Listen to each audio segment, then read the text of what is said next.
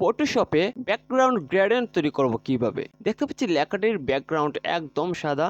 যদি এটিকে অন্য কোনো ফিল কালার দিয়ে ফিল করি তাহলে সামান্য একটু ভালো লাগবে, কিন্তু যদি এতে গ্রেডিয়েন্ট ব্যবহার করি তাহলে একদম গর্জিয়াস লাগবে, একটি অসাধারণ ডিজাইন তৈরি হবে।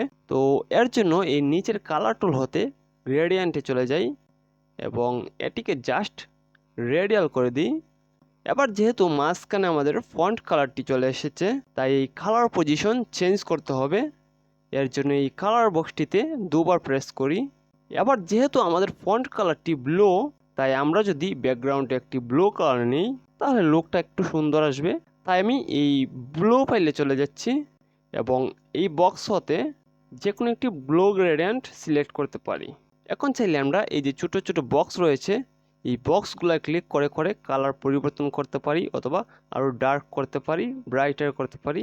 দেখতে পাচ্ছি আমাদের ব্যাকগ্রাউন্ডটা একদম পারফেক্ট। তো এভাবে চাইলে আমরা ব্যাকগ্রাউন্ড গ্রেডিয়েন্ট তৈরি করতে পারি এবং আমাদের ডিজাইনকে একটু আকর্ষণীয় করতে পারি। পরবর্তীতে এরকম গ্রাফিক ডিজাইনের ভিডিওগুলো পেতে অবশ্যই সাথে থাকবেন এবং ভিডিওটা টাইমলাইনে শেয়ার করে দিবেন যাতে পরবর্তীতে দেখতে পারেন। ধন্যবাদ।